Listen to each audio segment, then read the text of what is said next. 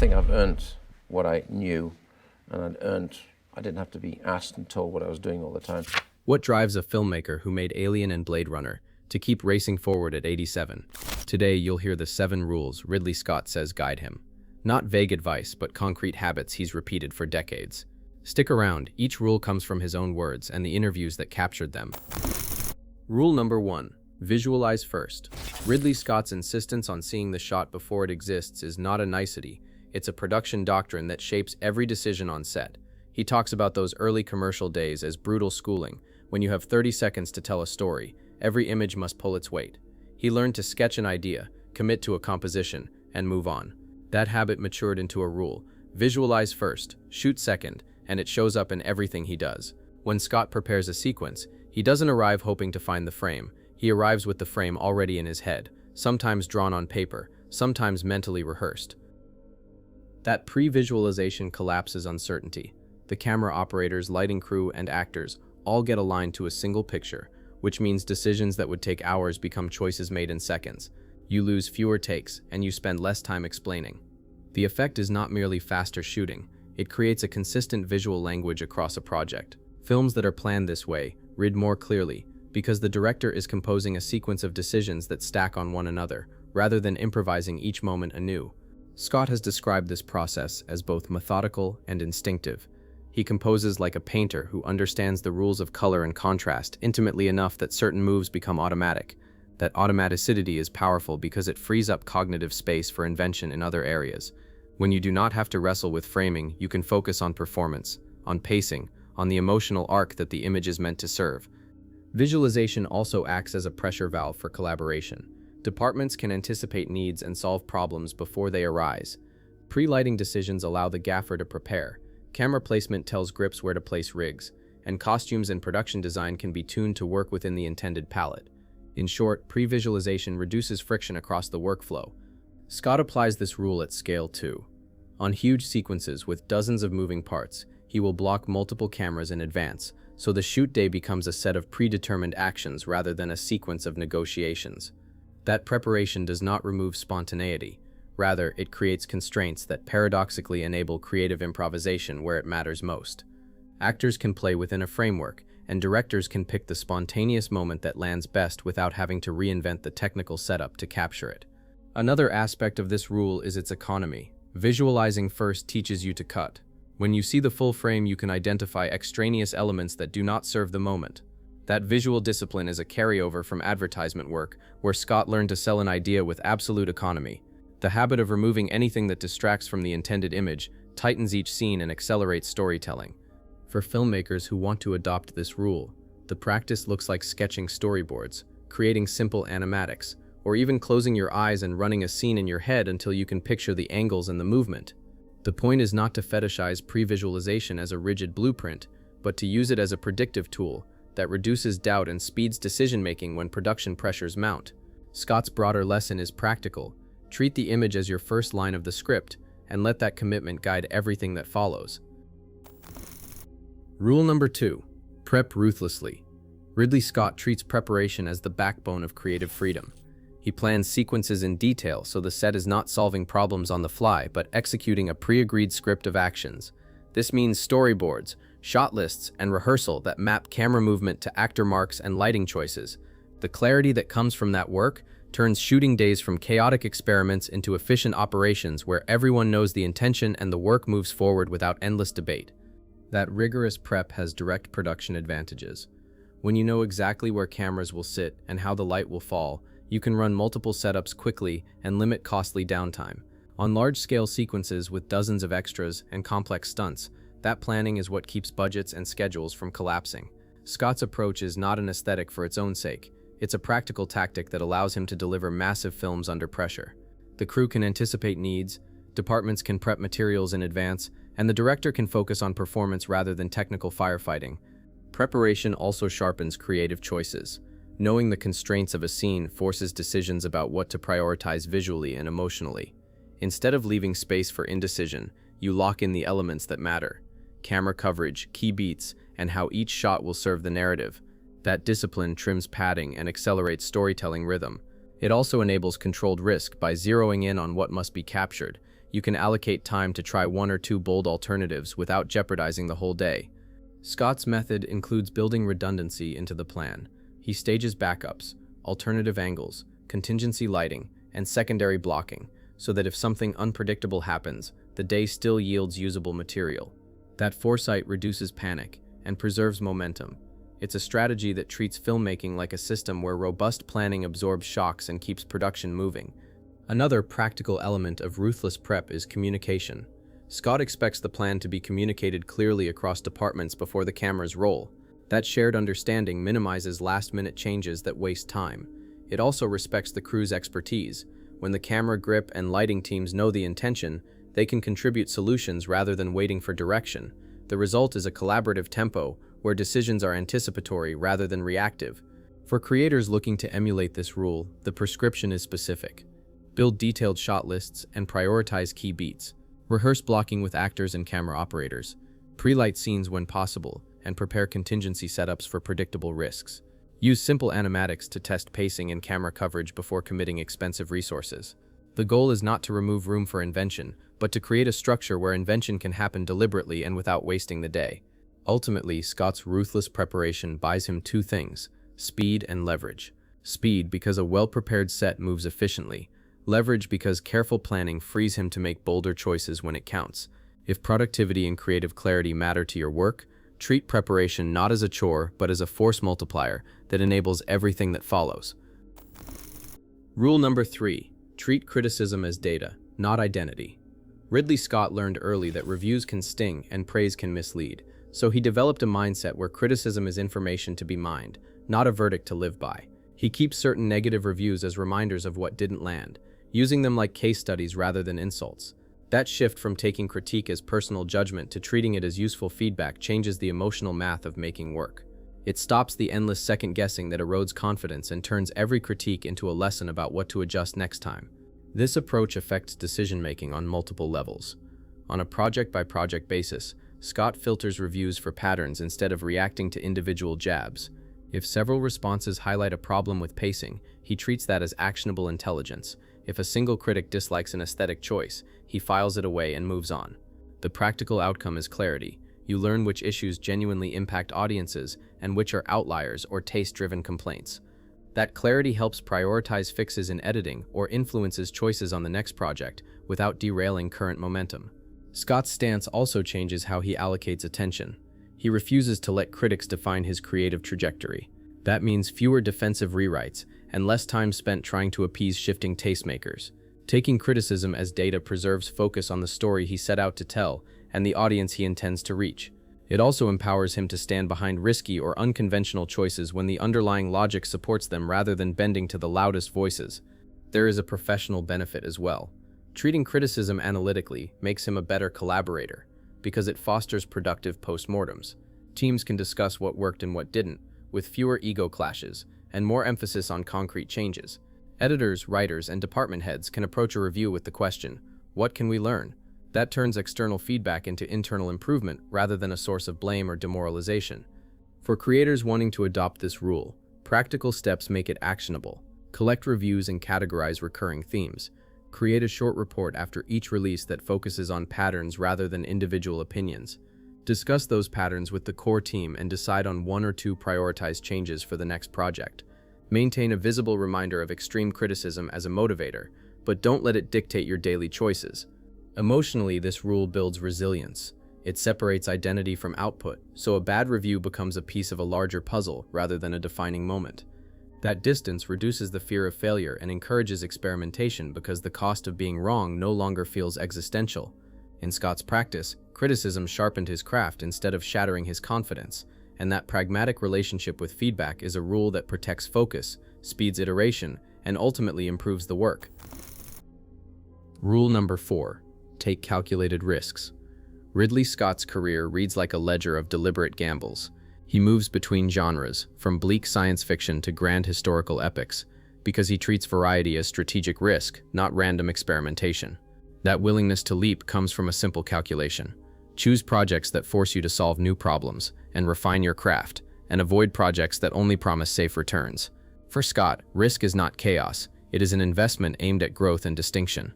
On a practical level, taking calculated risks means saying no as often as you say yes. Scott has spoken about rejecting projects that didn't feel necessary, and about the importance of steering toward films that he believes he can imprint with his sensibility. That selectivity is itself risky. Turning down a big paycheck or popular franchise can look reckless, but it preserves creative currency. When you take on fewer but more meaningful fights, you increase the chance each film will push your boundaries and stand out. Risk also requires preparation and contingency. Scott's approach is to mitigate avoidable failure through meticulous planning, while leaving space for creative volatility where it will matter most. He will plan camera coverage, rehearsal timing, and stunt coordination so that the technical risk is contained, freeing him to push actors or try unconventional staging in the moment. In this way, the calculated risk becomes a controlled experiment. You remove the variables you can control and expose only what must be tested. There is a financial and reputational dimension too. Bold choices can flounder commercially or confuse audiences, and Scott accepts that the payoff is probabilistic, but he balances that by leveraging his track record and operational efficiency to take on risks without jeopardizing his ability to make another film. Working fast and planning well gives him room to recover from a misstep. That buffer is part of the calculation. Risk without a safety net is recklessness. Risk with operational resilience is strategy. Embracing risk also means tolerating public failure as feedback. Scott has weathered films that underperformed critically or at the box office, yet he treats those outcomes as data to learn from rather than wounds that define him. This mindset allows him to iterate. A misfired gamble informs the next project's parameters. Over decades, that iterative risk-taking accumulates into a distinctive body of work that reads as daring rather than inconsistent. Applying this rule is simple. Choose projects that expand skill sets or access new audiences. Say no to work that dilutes your vision, even if it pays well. Build contingency plans for the technical and logistical elements of the risk, so the experiment stays contained. Use prior successes as leverage to take smarter chances rather than desperate ones. Ultimately, Scott's rule of calculated risk is about prioritizing long-term creative capital over short-term comfort. It's a willingness to be wrong publicly in service of building a career that matters. If you want to grow, you must sometimes place bets that look risky to others, but do so with the discipline of a strategist, so the downside is survivable and the upside is transformative. Rule number 5. Keep the body tuned. Ridley Scott treats physical maintenance as a production imperative, not a lifestyle accessory.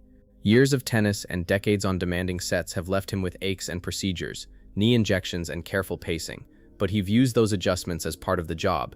He plans shoots with his stamina in mind, manages recovery between blocks, and delegates when necessary, so his body doesn't become the limiting factor for the entire production. That discipline reframes health from a private concern into an operational variable that must be managed for the film to succeed. The practical side of this rule shows up in small but consequential habits. Sleep is scheduled like a resource. Rest days and shorter call times are treated as investments in clarity. Physical therapy and targeted exercise are not optional. They are maintenance, the same way you would service a camera package. On set, he conserves energy for decision-heavy moments, choosing when to be hands-on and when to rely on trusted deputies. This is not about avoiding work, but about distributing effort intelligently, so his contribution remains effective across a long shoot. Scott's approach to physical upkeep also extends to mental stamina. He uses routines, short walks, painting, or watching other films to reset creatively without burning out. Those resets are brief but regular, preventing the kind of cognitive fatigue that makes big-picture decisions brittle. Creativity, in his view, is a function of sustained presence. When the body and mind are tuned, judgment sharpens and risk assessment improves. There is an economic logic as well. A director who burns out mid-shoot forces expensive delays and morale problems that ripple through every department. By investing in his physical reliability, Scott reduces those downstream costs. Production benefits from a leader who can consistently show up with clarity and authority, and that steadiness is itself a competitive advantage when managing large crews and complex schedules. This is how you adopt this rule. Build small, repeatable recovery routines into your schedule. Prioritize sleep and targeted movement over last-minute marathon pushes. Make investments in preventive care, physical therapy, appropriate medical attention, consistent exercise that keep you available over multiple projects. Learn to delegate tasks that are physically draining so you preserve energy for the decisions that matter most. In short, keeping the body tuned is about longevity. Creativity compounds over time, and physical resilience is the mechanism that lets you compound. Scott's ability to keep making films at a high level into his late 80s isn't a quirk. It's the payoff of treating health as essential production infrastructure. Rule number 6. Stay curious about new talent. Ridley Scott actively treats curiosity as a casting and creative tool rather than a passive habit. He watches contemporary television and streaming work not out of fandom but as scouting reconnaissance, looking for performances, voices, and faces that might bring unexpected textures to his films. That practice keeps his casting pool fresh and prevents the creative echo chamber that comes from relying solely on familiar collaborators. Seeing how younger actors handle complex television roles gives him insight into who can carry intensity across long arcs, who can surprise in a single scene, and who might flourish when placed in a larger canvas. This curiosity translates into concrete actions on set and in pre-production. Scott will change casting approaches based on a single compelling performance he's seen, and he encourages his casting directors to hunt outside traditional sources. That means paying attention to small press performances, festival work, and even viral clips when they reveal a distinctive quality. The payoff is both artistic and practical. Casting emerging talent often brings an immediacy and hunger that elevates scenes, and it can also introduce budgetary flexibility compared to marquee casting. More importantly, fresh performers can disrupt complacency on big sets. Their unpredictability forces everyone to stay alert and responsive. Scott also treats mentorship as part of curiosity. He invites younger collaborators into substantial roles and gives them room to grow within a professional framework. That willingness to mentor while expecting professionalism creates a two-way benefit. Emerging artists gain exposure and craft development, while the production gains energy and new perspectives. Over time, this practice builds a network of collaborators who bring novel approaches to familiar problems, keeping Scott's long career from calcifying into repetition. Curiosity about new talent is paired with a disciplined evaluation process. Scott is not led by hype. He looks for actors who sustain intensity, commit to transformation, and show the flexibility to inhabit different textures of a role. He watches for craft markers rather than celebrity metrics, how an actor chooses a moment, how they modulate their energy, how they listen in a scene. Those are practical signals that predict whether someone will hold up under the pressure of a major production. For creators who want to apply this rule, the steps are simple. Regularly consume a broad spectrum of contemporary work: TV, indie film, festivals, and curated online performances.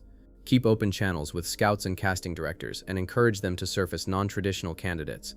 Give promising newcomers small but meaningful opportunities to prove themselves and build mentorship into the production schedule, so growth is structured rather than ad hoc. Ultimately, staying curious about new talent is a strategic investment in renewal. It prevents creative ossification and injects the kinds of surprises that keep long careers vital. Ridley Scott's casting choices show that curiosity, when combined with professional rigor, yields performances and collaborations that continually refresh a director's work. Rule number 7. Make more work. Ridley Scott's final rule is deceptively simple: produce relentlessly. He frames output as practice, arguing that the act of making films flawed, ambitious, or experimental sharpens instinct in ways talk and study cannot. For him, quantity is not slavish repetition, it is iterative refinement. Each project becomes a lab where techniques are tested, failures are learned from, and successes are folded into the next attempt. That mindset turns the fear of imperfection into fuel. If you can make another movie, mistakes are manageable and lessons compound. This drive to keep making work shapes practical behavior. Scott moves quickly from one project to the next, using operational consistency, strong prep, delegated trust, efficient crew workflows to maintain a production cadence. He leverages existing resources and relationships to accelerate startup time, knowing that momentum often trumps inertia. The consequence is a body of work that experiments broadly across genres and scales, creating cross-pollination of ideas. Techniques learned on a commercial set inform a historical epic, and vice versa. That cross-pollination is where cumulative improvement happens. There is also a psychological logic to constant output. Regular creation reduces the pressure to make any single piece perfect. When the pipeline keeps flowing, each film is contextualized within a larger career arc rather than being an existential test. That reduced pressure often enables risk-taking. Because a single failure doesn't feel terminal, you can try bolder choices that push the craft. Scott's prolific pace therefore functions as a safety mechanism that enables greater artistic daring. Making more work also produces organizational advantages. Repeated collaboration with trusted teams builds shorthand and efficiency, lowering the cognitive overhead of communication on subsequent projects. Crew members learn the director's rhythms and preferences, which accelerates setup and execution. Moreover, a high output rate affords the financial flexibility to balance ambitious, costly projects with smaller experimental pieces that might otherwise be impossible to greenlight. Implementation of this rule is simple. Prioritize projects that build skills or systems you can reuse. Maintain a production rhythm by overlapping development phases. While one film is in post, prep another. Lean on a core team to preserve institutional knowledge and speed. And adopt a mindset that values iteration. Ship more, polish in subsequent cycles, and view each project as part of a long-term learning curve. In sum, making more work is not about quantity for its own sake. It is a disciplined strategy for continuous improvement, risk absorption, and creative renewal. Ridley Scott's productivity into his late 80s is evidence of this rule's payoff.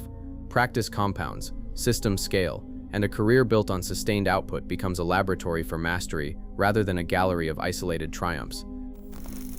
Ridley Scott's 7 rules. Visualize first.